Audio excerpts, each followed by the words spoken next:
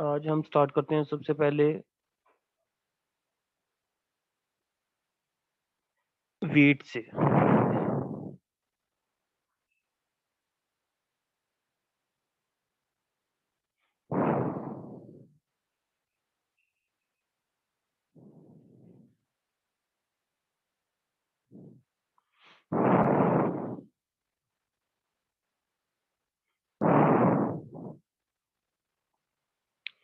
अगर हम देखें वीट को, तो वीट का जो टेक्निकल नेम है, वीट को हम टेक्निकली कहते हैं ट्रिटिकम एस्टिवम, और जो फैमिली से ये बिलोंग करती है वो है ग्रेमिनी।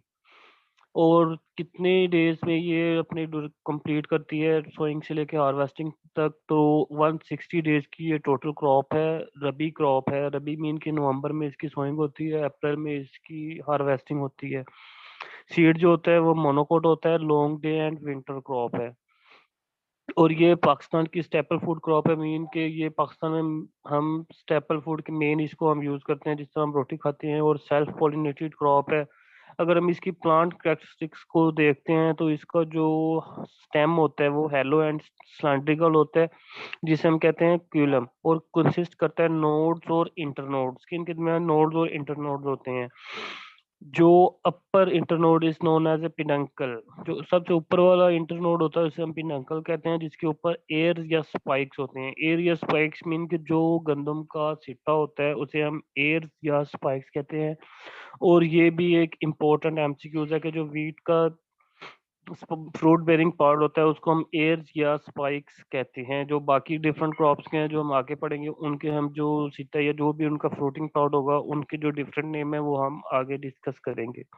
जो वीट का है उसको हम कहते हैं एयर या स्पाइक्स।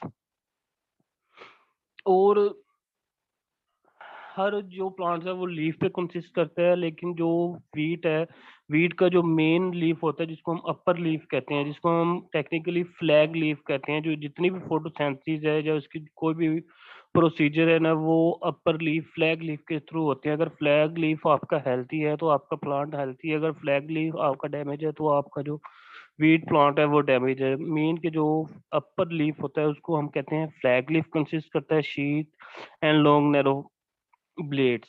और जो इसकी रूट्स होती हैं वो फाइब्रस रूट सिस्टम होते हैं, जिन्हें हम कहते हैं प्राइमरी एंड सेकेंडरी रूट्स।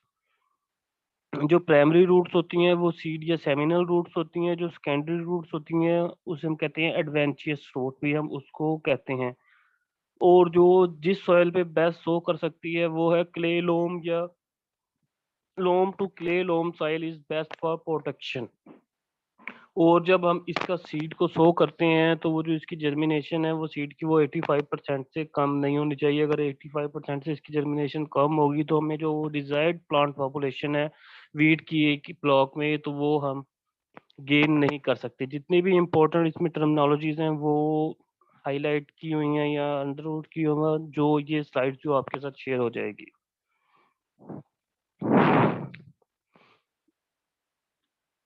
ये टोटल एरिया है इसका, कि जो लास्ट लास्ट प्रीवियस ईयर इसमें पंजाब में शो किया गया था। और इसमें जो एवरेज है वो यील्ड हम देखें तो वो 32.29 मन पर एकड़ जो है वो रिकॉर्ड की गई है प्रीवियस ईयर में, जो सीजन जो गुजर चुका है।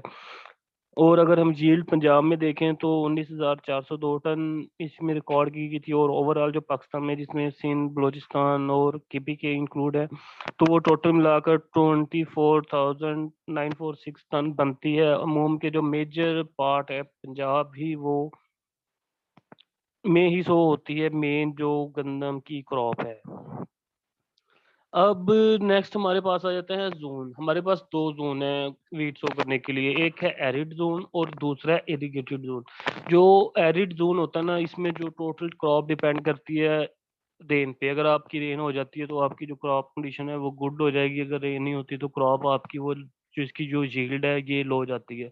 लेकिन जो इरिगेटेड एरियाज है वो हम टोटली डिपेंड करते हैं, आपके आपका नहरी पानी हो गया या आपका ट्यूबवेल सिस्टम हो गया, ठीक है। लेकिन इसके हिसाब से इनका टेम्परेचर मॉइस्चर परसेंटेज डिफरेंट होता है। सो इसकी जो वैरायटीज है वो भी डिफरेंट होती हैं। तो जो इरिगेटेड एरियाज, जो सबसे पहले हम देखते हैं जो एरिड जोन की वैरायटीज है। एरिड जोन की वैरायटीज में चकवाल 50 है, NARC 2009 है, बरास 2009, दराबी है, 2011 जिसका नाम है, और लीस्ट इफेक्टिव डिजीज है जो दराबी वैरायटी है, इस पे डिजीजेस का अटैक बहुत कम होता है। डिजीजेस इसमें जो भी आती हैं वो हम एंड पे देखेंगे। पाकिस्तान 2013 है। फतेह जंग 2016, फतेह जंग 2016 एक इम्पोर्टेंट एरिडून की वैरायटीज है, और ये क्वेश्चन पेपर में आया हुआ है कि फतेह जंग 2016 कौन सी क्रॉप की वैरायटी है। एक दफा ये भी पूछा गया था, और एक दफा ये भी क्वेश्चन आया था कि ये एरिड जोन की वैरायटीज है या इरिगेटेड एरियाज की वैरायटीज है। सो ये एरिड जोन की वैरायटीज है, आपने इसको अच्छे से देखना है। उसके बाद है मरकज 2019 है, बरानी 2017, एहसान और बरानी 2017, ये आपने देख लेना है। ये डबलिंग हुई हुई है, ये वो जो वैरायटीज है मेन, लेकिन इसमें से खराबी आपने देखना है कि लीस्ट इफेक्टिव डिजीज है, और फतेह जंग जो है वो, ये एक इम्पोर्टेंट एमसीक्यूज है।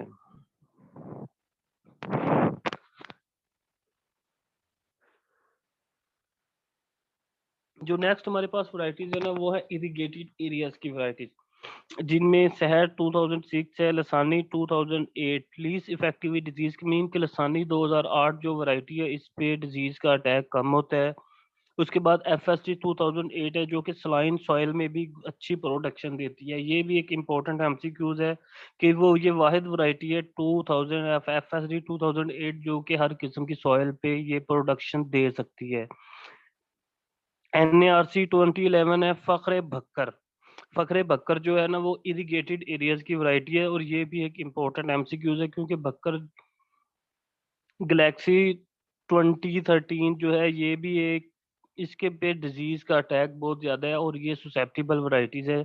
उजाला 2016 है। बोरलॉग 2016 मीन तो बोरलॉग 2016 भी जो है वीट की इरिगेटेड एरियाज की वैरायटीज है।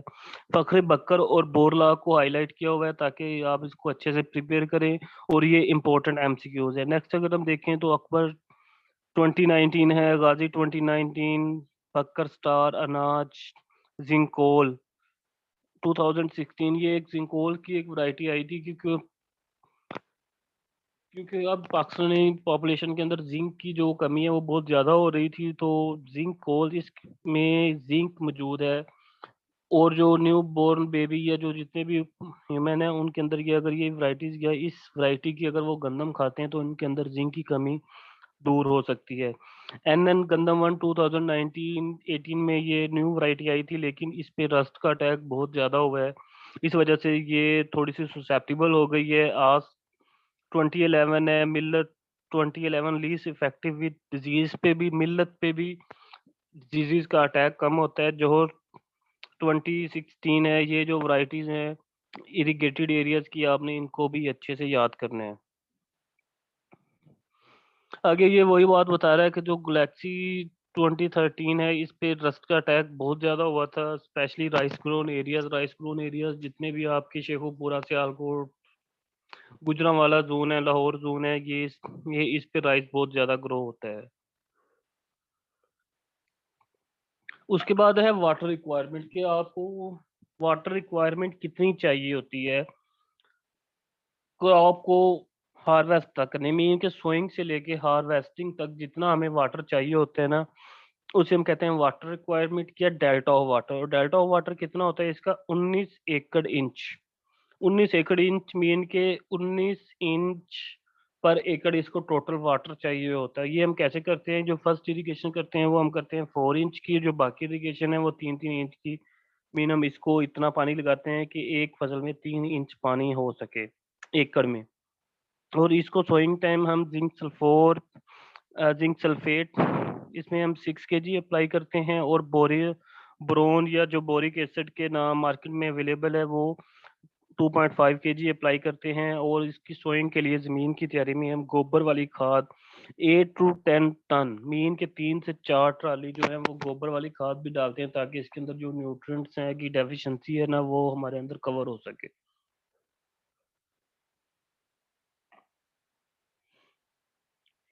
नेक्स्ट अब हमारे पास आ गया time of sowing and seed date. जो अगर हम टाइम ऑफ सोइंग की बात करते हैं ना, तो जो बेस्ट टाइम है वीट का सोइंग है वो 1 नवंबर से लेके 30 नवंबर तक है। और इसके बाद जो हमारे सोइंग करते हैं, मीन कि हमारी जो सोइंग है वो दिसंबर के एंड तक और कुछ इलाकों में 5 to 10 जनवरी तक भी चलती रहती है। तो जितना हम लेट करेंगे 30 नवंबर के बाद, उतनी हमारी जो यील्ड है वीट की वो रिड्यूस होती जाएगी। मीन कि अगर हम दिसंबर के एंड तक या जनवरी के स्टार्ट तक लेके जाते हैं तो ऑटोमेटिकली जो हमारी यील्ड है वो 50% तक रिड्यूस हो जाएगी। अगर वो कहते हैं सीड रेट 10 नवंबर से लेके 13 नवंबर तक जो हम सीड रेट यूज करेंगे वो 40 to 50 kg पर सीड, केजी पर सीड पर एकड़ हम यूज करेंगे। लेकिन जैसे ही वो उसका हम 10 नवंबर से मीन के दिसंबर स्टार्ट हो जाएगा, तो 1 दिसंबर से 15 दिसंबर या लेटर तक जितने भी हम करते हैं तो वो 50 to 60 kg पर सीड हम ले जाते हैं। इसकी क्या वजह है कि पहले सीड कम होता है, बाद में सीड ज्यादा हो जाता है। इसकी वजह ये है कि स्टार्ट में जब हम एक्चुअल टाइम पे हम इसको ग्रो कर रहे होते हैं तो ये प्लांट अपना साइकिल जो होता है कंप्लीट करती है, और इसके जो एरिया स्पाइक के अंदर जो नंबर ऑफ ग्रेन्स हैं वो मैक्सिमम होते हैं, और इसका जो साइज होता है वो भी मैक्सिमम होता है। लेकिन जैसे ही टाइम पीरियड इसका रिड्यूस होता है तो हम उस साइकिल या साइज और क्वालिटी को बराबर कर जाने के लिए हम number of plant population increase करते हैं, ताकि जो इसका साइकिल इनकम्प्लीट रहे या इसका टाइम ड्यूरेशन है वो कम ना मिला हमें, तो हम प्लांट पॉपुलेशन के जरिए इसको कवर अप कर सकें। और फंगस, जिसको डिजीजेस और इंसेक्ट्स के बचने के लिए हम इसके सीड ट्रीटमेंट करते हैं। सीड ट्रीटमेंट में हमारे पास मिडाक्लोपिड भी है, थायोफनेट भी है, ठीक है। वो हम, या इसको हम अगर देखें तो बायर का एक प्रोडक्ट है होमब्रे जो मेन सीड ट्रीटमेंट के लिए इस्तेमाल होता है, तो वो हम सीड ट्रीटमेंट का मतलब ये होता है कि सीड को सो करने से पहले जब हम इसकी सोइंग करते हैं तो पहले इसको वो केमिकल लगाते हैं, और उसके बाद हम इसको जमीन के अंदर सो करते हैं, ये इसे सीड ट्रीटमेंट कहते हैं। इसके लिए मार्केट में डिफरेंट प्रोडक्ट्स मौजूद हैं जिसकी बेस पे हम उसको लगाकर सीड सो करते हैं। और number of irrigation could be increase in hot weather. जो नंबर ऑफ इरिगेशन है, मीन कि number of delta of water है,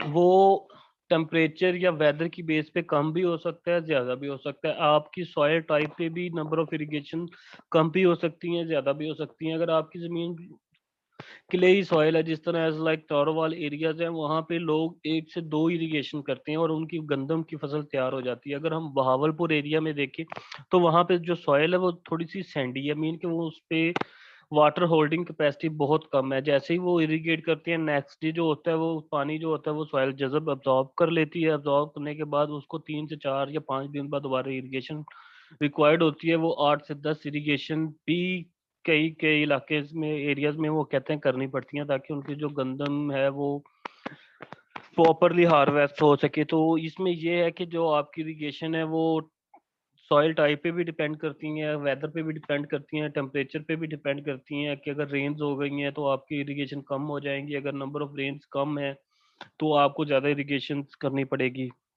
और जो इरिगेशन है ना, ये 25 मार्च तक जितना भी आपने पानी इसको आपाशी करनी है वो आप कंप्लीट कर लें। 25 के बाद आपने गंदम की फसल को पानी नहीं लगाना, स्पेशली वो कि जिन्होंने अपने टाइम पे गंदम को सो किया हुआ है।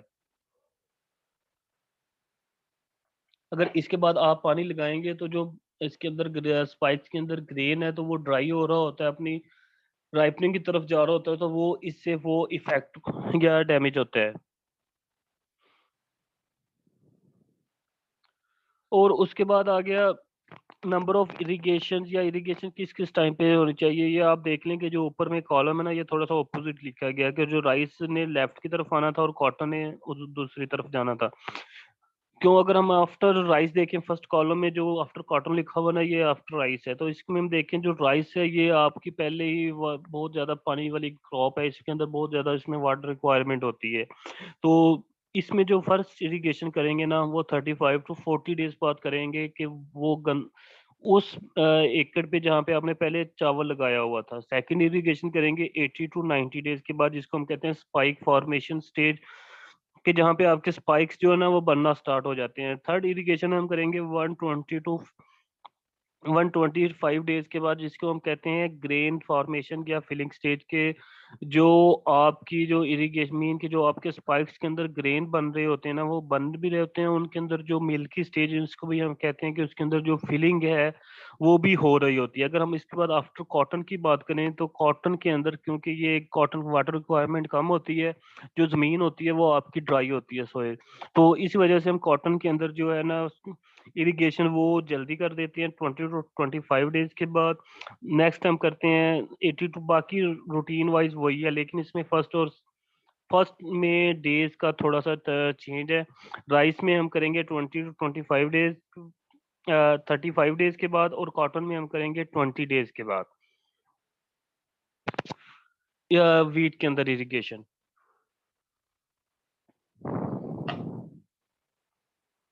और इसमें ये एक क्वेश्चन भी आता है कि अगर आपके पास फर्स्ट कोई इरिगेशन हो, पेपर में क्वेश्चन पूछ सकते हैं आप किस स्टेज पे इरिगेशन करेंगे। अगर आपने एक ही दफा पानी लगाना हो, तो एक ही दफा पानी लगाना हो तो इट मीन कि आप जो फर्स्ट इरिगेशन है आपने उस पर क्लिक करना है। सबसे ज्यादा इम्पोर्टेंट जो है वो फर्स्ट इरिगेशन है, क्योंकि फर्स्ट इरिगेशन में जो फर्स्ट इरिगेशन होता है वो आपकी टिलरिंग में इन्हांस करता है, मीन कि आपको जो, अगर हम उर्दू में कहें कि जो आपकी फसल या गंदम की फसल भुट्टा बना रही होती है ना, तो वो फर्स्ट इरिगेशन की बेस पे होती है। अगर हम उस टाइम पानी रिड्यूस कर देंगे तो नंबर ऑफ टिलर्स पर प्लांट जो है वो बहुत ज्यादा हद तक वो कम हो सकते हैं। क्रिटिकल स्टेजेस जो है वो इरिगेशन की वो है 20 to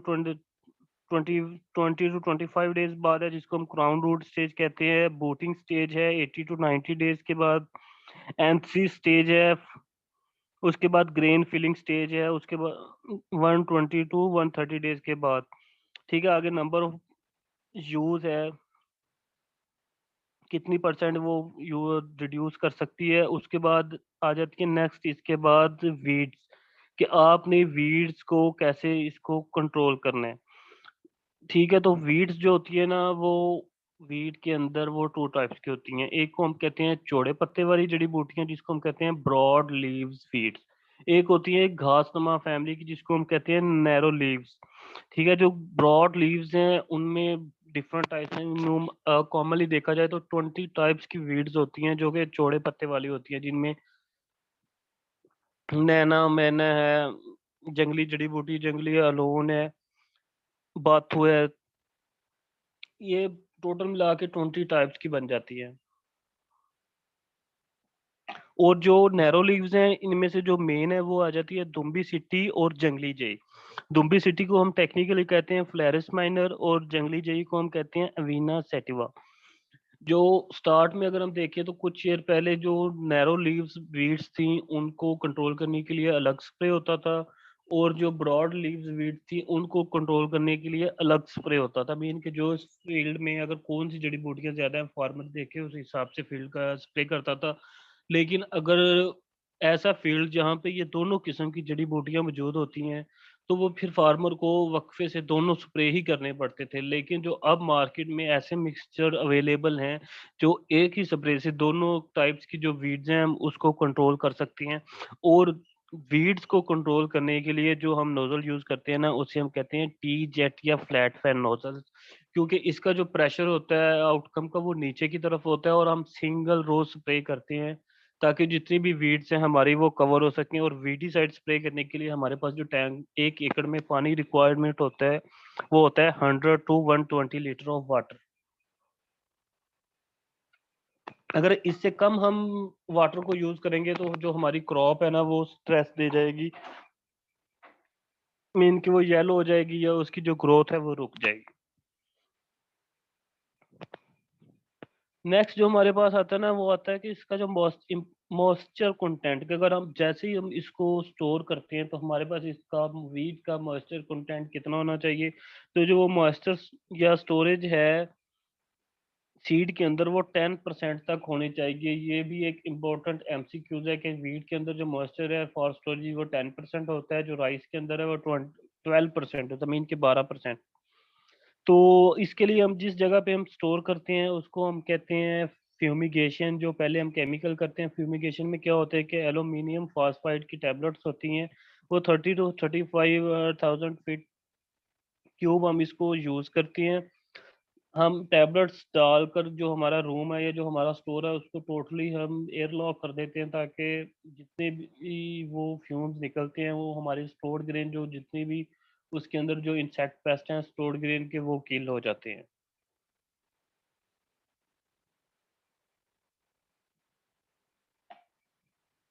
नेक्स्ट जो हमारे पास है वो है इंसेक्ट पेस्ट ऑफ वीट। कि वीट की जो क्रॉप्स के अंदर जो फील्ड में स्टैंड होती है क्रॉप, तो उसके अंदर कौन कौन से जो इंसेक्ट्स है वो अटैक करते हैं और हमारी जो यील्ड है उसको रिड्यूस करते हैं।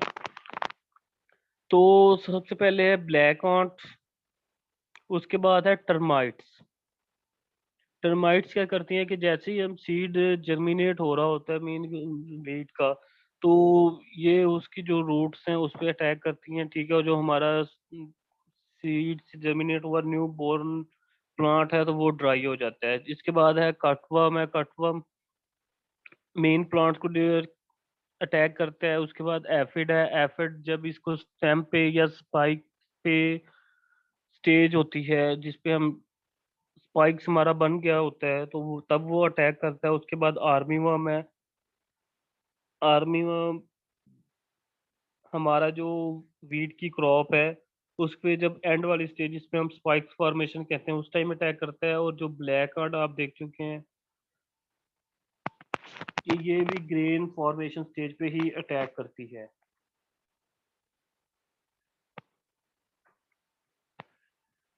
और जो इंसेक्ट्स है ना इनकी जो बाकी डिटेल है ना वो हम जस्ट एंटमोलॉजी वाले लेक्चर में पढ़ेंगे। अब जस्ट हम इसका ओवरव्यू ले रहे हैं कि कौन कौन से इंसेक्ट्स जो होते हैं वो वीट की क्रॉप पर अटैक करते हैं। तो वीट की क्रॉप का एक मेजर रोडेंट्स हम कहते हैं वो है रैट्स। रैट्स को हम यूज करने के लिए, कंट्रोल करने के लिए हम जिंक फॉस्फाइड यूज करते हैं, या इसके लिए जितने भी इसकी बाउंड्रीज पे होल्स होते हैं ना हम उसको कवर अप कर देते हैं। अब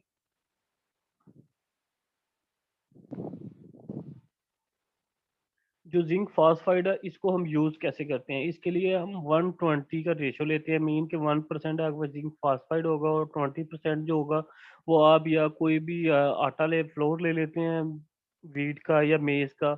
या मेज का उसमें अंदर 1% जो होगा वो जिंक फॉस्फाइड होगा और जो 20 पार्ट्स होंगे वो आपका जो होगा वो फ्लोर होगा।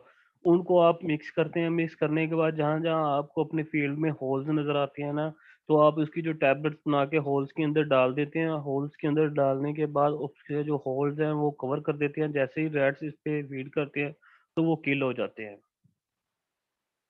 नेक्स्ट हमारे पास जो है ना वीट की, तो वो वीट की डिजीजेस हैं कि कौन कौन सी डिजीजेस जो है ना वो वीट पे अटैक करती हैं। तो सबसे पहले जो चीज़ है ना वीट पे जो मेन डिजीज है वो उसको हम कहते हैं रस्ट।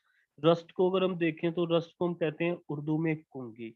रस्ट जो होती है ये 3 टाइप्स की होती है जिसको हम कहते हैं येलो रस्ट, ब्राउन रस्ट और स्टेम रस्ट। ये इंपॉर्टेंट एमसीक्यूज हैं। इसमें से हर दफा 1 से 2 क्वेश्चन आए होते हैं क्योंकि इनमें से हर रस्ट के टाइप के 3 नेम्स है और उसको मैं ऐसे ही वो कोई भी टेक्निकली तरीके से आपसे कोई भी नाम पूछ सकते हैं। लाइक हम अगर हम देखें ना तो सबसे पहले जो रस्ट का अटैक होता है ना, जो पहली टाइप की रस्ट आती है फील्ड में हमारे, तो उसको हम कहते हैं येलो रस्ट। येलो रस्ट कैसी होती है, इसको हम स्ट्रिप रस्ट भी कहते हैं। अगर इसका जो कॉजल ऑर्गेनिज्म है कीनिया स्ट्रीफॉर्मिस। आपने स्ट्रीफॉर्मिस से याद रखना है कि जो स्ट्रीफॉर्मिस स्ट्रिप रस्ट को कहते हैं और जो स्ट्रिप रस्ट कौन सी होती है, येलो रस्ट। इसमें अगर आप देखें ना फर्स्ट जो पिक्चर है इसमें आप लीफ पे आपको येलो पाउडर नजर आएगा, एज लाइक जैसे हल्दी नहीं होती, तो हल्दी के स्पॉट्स अगर हम इसके ऊपर गिरा देते हैं तो थोड़ी थोड़ी से फासले पर आपको येलो रंग का पाउडर नजर आता है। जो फर्स्ट रस्ट का अटैक है इसे हम कहते हैं स्ट्रिप रस्ट, येलो रस्ट या कॉजल ऑर्गेनिज्म है कीनिया स्ट्रीप फॉर्मिस। अब मेरे बताने का पेपर मकसद ये है इस सारा एक्सप्लेन करने का पेपर में कैसे ये सवाल आता है। पेपर में ये क्वेश्चन ऐसे पूछा जाता है कि yellow rust is also called strip rust, leaf rust या ब्लैक रस्ट। तो आपने ये चूज करना है कि जो येलो रस्ट का दूसरा नाम है वो स्ट्रिप रस्ट ही है। या आपसे एग्जामिनर ऐसे भी क्वेश्चन पूछ सकता है, जो कीनिया स्ट्रीफॉर्मिस है, ये कौन सी डिजीज का कॉजल ऑर्गेनिज्म है, ये येलो रस्ट का है, ब्राउन रस्ट का है, या स्ट्रिप स्टेम रस्ट का है। तो ऑब्वियसली ये जो कीनिया स्ट्रीफॉर्मिस है ये येलो रस्ट का ही कॉजल। अगर हम जो इसकी सेकंड स्टेज है, जो इसकी इंटेंस स्टेज है, उसको हम कहते हैं ब्राउन रस्ट। अगर हम येलो रस्ट को टाइमली कंट्रोल नहीं करेंगे तो वो शिफ्ट हो जाएगी ब्राउन रस्ट में। ब्राउन रस्ट में ये है क्या है कि जो आपके पाउडर्स है ऊपर लीफ में मिलेंगे वो थोड़े से क्लोज हो जाएंगे और उनका जो कलर है वो चेंज हो जाएगा। चेंज ऐसे होगा कि वो येलो से डार्क ब्राउन में चले जाएंगे, जिसे हम कहते हैं ब्राउन रस्ट या लीफ रस्ट। और इसका कॉजल ऑर्गेनिज्म है कीनिया ट्रीटिसियाना। और इस स्टेज पे भी अगर हम इस रस्ट को कंट्रोल नहीं करते ना, तो फिर ये जो रस्ट है ये आपका स्टेम पे भी चली जाएगी, आपकी जो लीफ है उसको भी कवर कर लेगी, और एट द एंड जो आपके स्पाइक्स हैं उस पे भी अटैक कर देगी, ठीक है। और इस स्टेज को हम कहते हैं स्टेम रस्ट या ब्लैक रस्ट। और इसका जो कॉजल ऑर्गेनिज्म है वो है ग्रेमिनस। फर्स्ट ऑफ है येलो रस्ट है, दूसरी ब्राउन रस्ट है, तीसरी जो है वो स्टेम रस्ट है, जिसको हम ब्लैक रस्ट। इस जो स्लाइड्स है आपने इसको अच्छे से प्रिपेयर करना है, क्योंकि इसमें से हर दफा एक क्वेश्चन लाजमी आया होता है। नेक्स्ट हमारे पास जो डिजीज है ना उसको हम कहते हैं करनाल बंट ऑफ व्हीट या पार्शल बंट। पार्शल कहते हैं कुछ कुछ हिस्सों को, बंट कहते हैं जला देना। करनाल बंट, पार्शल बंट, और उर्दू में इसे कहते हैं जुजवी कांगियारी। पहली रस्ट को कुंगी कहते हैं, बंट को कांगियारी कहते हैं। जो इसका कॉजल ऑर्गेनिज्म है वो टिलीटिया इंडिका है। जो इसका कॉजल ऑर्गेनिज्म है ये एक फंगल डिजीज है। जो जितनी भी रस्ट है वो भी फंगल डिजीज है।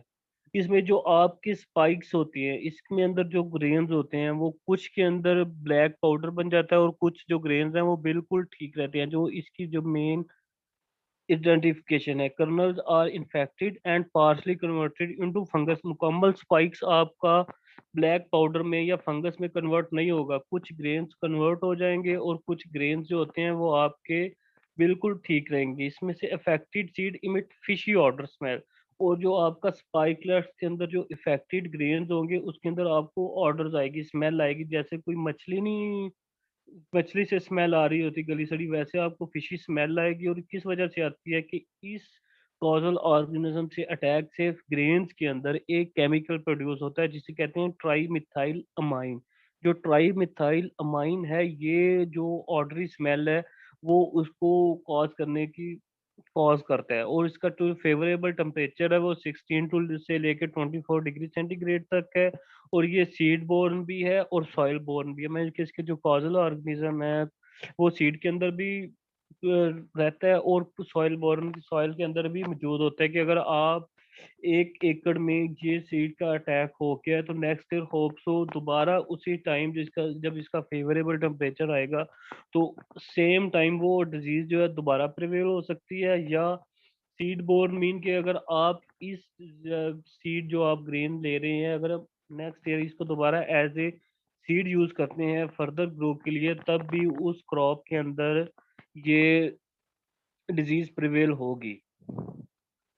नेक्स्ट हम जो हमारे पास डिजीज है नंबर थर्ड पे वो है स्मट ऑफ डिजीज, जिसको हम कहते हैं खुली कांगियारी। खुली कांगियारी का मीन कि जो आपका स्पाइकलेट या एयर्स है जो आपके गंदम का, वो मुकम्मल तौर पर फंगस में कन्वर्ट हो जाएगा। इसमें से कुछ ग्रेन ठीक नहीं रहेंगे। तो इसका कॉजल ऑर्गेनिज्म है उस्टिलेगो नोडा या उस्टिलेगो ट्रीटिस। तो कॉजल ऑर्गेनिज्म है जो कि स्मट को कॉज करते हैं। affected plants air converted into black mass and no grain formation। कोई ग्रेन फॉर्मेशन नहीं होगी, जो आपका मुकम्मल सिट्टा है वो एक पाउडर में कन्वर्ट हो जाएगा। Required only 3 days. इस डिजीज को मुकम्मल एकड़ को डिस्ट्रॉय करने के लिए जस्ट 3 डेज रिक्वायर्ड है। 3 दिन के अंदर अंदर जितने भी आपके सिट्टे बने हुए हैं वो सबको ब्लैक मास पाउडर में ये कन्वर्ट कर सकती है। और इसके लिए 16 to 22 डिग्री सेंटीग्रेड टेम्परेचर चाहिए होता है। और ये भी एक फंगल डिजीज है, मीन कि इस पे आप कोई भी फंगिसाइड अप्लाई करके इसको हम कंट्रोल कर सकते हैं। नेक्स्ट जो हमारे पास डिजीज है वो है गंदम का अखेड़ा, जिसको हम कहते हैं फूट रॉट। फूट रॉट मीन कि जिसके अंदर जो आपकी रूट्स है ना वो गल सड़ जाती हैं। और इसका जो कॉजल ऑर्गेनिज्म है वो है फ्यूजेरियम स्पीशीज। या इसमें हेलिमिंथोस्पोरियम सेटिवम, ये 2 स्पीशीज है जो कि फूट रॉट गंदम के अंदर कॉज करती हैं। पाकिस्तान में इतनी अभी ये अटैक इसका ऑब्जर्व नहीं किया गया। ये भी एक फंगल डिजीज है। इसके 2 अटैक सीजन है, एक है अर्ली और एक है लेटर। इसमें फेब एंड मार्च भी हम कह सकते हैं। और grain and spike spikes remain small, mean कि जब ये डिजीज अटैक करती है तो आपका जो स्पाइकलेट्स है वो भी, उसका भी हाइट जो साइज है वो रिड्यूस हो जाएगा। जो आपकी ग्रेन है उस वो भी अपने साइज से, एक्चुअल साइज से कम रहेगा, जिससे हमारी जो यील्ड है वो इफेक्ट होगी। नेक्स्ट हमारे पास जो वीट की डिजीज है वो पाउडरी मिल्ड्यू, गंदम की सफूफी फफूंदी। जो इसका कॉजल ऑर्गेनिज्म है वो है रेसिफी ग्रेमिनस, के जो जिस तरह रस्ट के अंदर आपको येलो कलर का पाउडर नजर आएगा, पाउडरी मिल्ड्यू के अंदर आपको वाइट कलर का पाउडर नजर आएगा लीफ के ऊपर, जो कि लीफ पे भी नजर आ सकता है, स्टेम पे भी नजर आ सकता है, आपको आपके स्पाइक्स पे भी नजर आ सकता है, जैसा कि पिक्चर्स में दिखाया गया है। और जो इसका लीफ है, जैसे ही अटैक होगा तो कुछ डेज बाद जो लीफ है वो आपका मुकम्मल तौर पर ड्राई हो जाएगा। और ये भी एक फंगल डिजीज है। कोई भी फंजीसाइड करके आप इसको कंट्रोल कर सकते हैं। एक नेक्स्ट हमारे पास डिजीज है एयर कोकोल डिजीज। ये वीट की वाहिद डिजीज है जो कि नीमाटोड्स की वजह से होती है, जिसको उर्दू में कहते हैं गंदम की मम्मी। और इसका जो कॉजल ऑर्गेनिज्म है जो नीमाटोड इस डिजीज को कॉज करता है, उसका नाम है इंग्विना ट्रीटिसी। इंग्विना ट्रीटिसी क्या करता है, जो नीमाटोड डिजीज है इसके अंदर जो आपका स्पाइक्स होता है ना वो डी शेप हो जाता है। मीन स्ट्रेट रहने की बजाय राइट तरफ से बेंड होके टर्न हो जाएगा, या लेफ्ट साइड पे टर्न होके बेंड हो जाएगा, या मुकम्मल कोलैप्स कर जाएगा। ये इसकी डिजीज का अटैक है, जो इसकी सिम्टम्स हैं। और इसको येलो या डी शेप ऑफ प्लांट्स, आपके प्लांट्स भी ये डी शेप हो सकते हैं। उसके बाद जो हम स्टोर करते हैं वीट को, स्टोरेज के लिए जो मॉइस्चर परसेंटेज है वो 10 से ज़्यादा नहीं होना चाहिए। 10 से ज़्यादा का चेक करने का एक तरीका ये भी है, जिसको हम देसी तरीका कहते हैं, कि गंदम का एक दाना रख के हम दांतों के नीचे चबाते हैं। अगर आपको कड़क की आवाज़ आए तो मीन की जो मॉइस्चर परसेंटेज है वो 10 से या 10 से कम आ चुका है, मीन कि वो ड्राई हो चुका है। अगर आपकी कड़क की आवाज़ ना आए और जो आपका ग्रेन है वो नॉर्मली प्रेस हो जाए, तो मीन के अभी आप उसकी मॉइस्चर परसेंटेज ज़्यादा है और आप उसको स्टोर नहीं कर सकते। इसलिए आपको पहले उसे ड्राई करना होगा। जो हर्मेटिक बैग्स, मीन के जो थैले आपको मिलते हैं मार्केट में, आप उनमें स्टोर करेंगे गन्ना।